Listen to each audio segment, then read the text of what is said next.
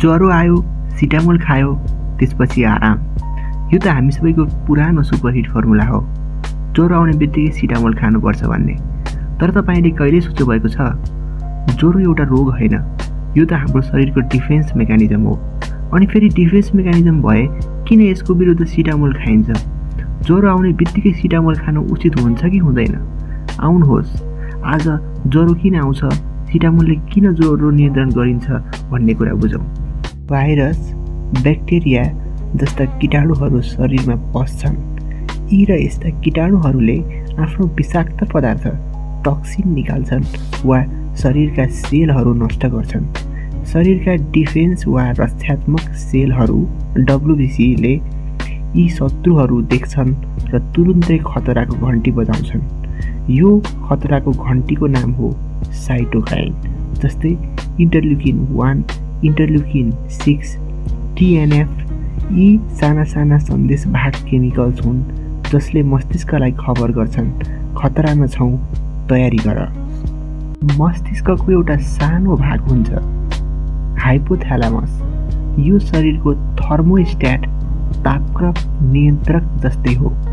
सामान्य अवस्थामा यो 37 डिग्री सेल्सियसमा सेट हुन्छ।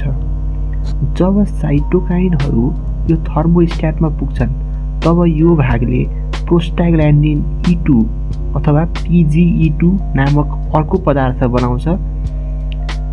यो PGE2 ले थर्मोस्ट्याटको सेटिङ बढाइदिन्छ। अब 39 देखि 40 डिग्रीमा सेट हुन्छ। थर्मोस्ट्याट बढेपछि शरीरलाई अहिले चिसो छ जस्तो लाग्छ, त्यसैले काँप्ने, छाला चिसो हुने, जाडो महसुस हुने जस्तो क्रियाकलापहरू हुन्छ र यही बेला हामीलाई ज्वरो आएको महसुस हुन्छ। तापक्रम बढ्दा कीटाणुहरूको बाँच्ने र बढ्ने क्षमता कम हुन्छ। शरीरका रक्षा कोषहरू झन् तेजसँग काम गर्छन्, अर्थात् ज्वरो भनेको शरीरले शत्रुलाई मार्न बनाएको रक्षात्मक हतियार हो। यति सुनिसकेपछि अब भने तपाईँलाई पक्कै लागेको होला, ज्वरोको उपचार किन गरिन्छ? यदि यो फाइदाजनक हो भने त यसको विरुद्ध किन सिटामोल खानु पर्यो र? हो, तपाईँ सही सोच्दै हुनुहुन्छ, तर यहाँ काम बिग्रन्छ यदि उच्च ज्वरो आयो भने। उच्च ज्वरोले शरीरमा असजिलो निम्त्याउँछ। शरीरको बेसल मेटाबोलिक रेट BMR बढाएर शरीरलाई बोझ थपिदिन्छ र थकान महसुस हुन्छ। शरीरका विभिन्न अङ्गहरूलाई अतिरिक्त दबाव बढाउँछ, डिहाइड्रेसन गराउँछ, खाना खान मन लाग्दैन, हार्ट रेट बढाउँछ, बच्चाहरूमा फेब्राइल सिजर्स गराउँछ। यी र यस्ता समस्याहरूको कारण उच्च ज्वरोको नियन्त्रण गर्न सिटामोल वा प्यारासिटामोल जस्ता एन्टिपाइरेटिक्सको प्रयोग गरिन्छ। एन्टिपाइरेटिक्सले मस्तिष्कमा प्रोस्टाग्ल्यान्डिन PGE2 रोकेर तापक्रमको सेट पोइन्ट कम गर्छ। एन्टिपाइरेटिक्स सधैँ प्रयोग गर्नु फाइदाजनक हुँदैन। यो सीमित रूपमा प्रयोग गर्नु राम्रो हुन्छ, किनकि ज्वरोले कीटाणु मार्न मद्दत गर्छ। अनावश्यक औषधिले यो प्रक्रिया बिगार्न सक्छ, रोग लामो बनाउन सक्छ।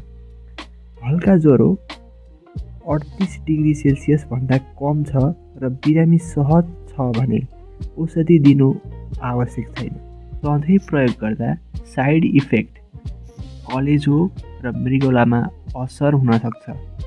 त्यसैले ज्वरो र 3 दिनभन्दा बढी रह्यो वा 40 डिग्री सेल्सियस भन्दा माथि गयो भने मात्र डाक्टरको सल्लाह प्रयोग गर्नुहोस्। ज्वरो आएको बेला धेरै पानी र ठोस पदार्थ पिउनुहोस्। हल्का र आरामदायी कपडा लगाउनुहोस्, पानी पट्टी गर्नुहोस्, आराम गर्नुहोस्, हल्का खाना खानुहोस्। स्वस्थ रहनुहोस् र यो जानकारी अरूसँग पनि सेयर गर्नुहोस्। यी र यस्ता जानकारीहरूका लागि हाम्रो च्यानललाई सब्स्क्राइब गर्नुहोला।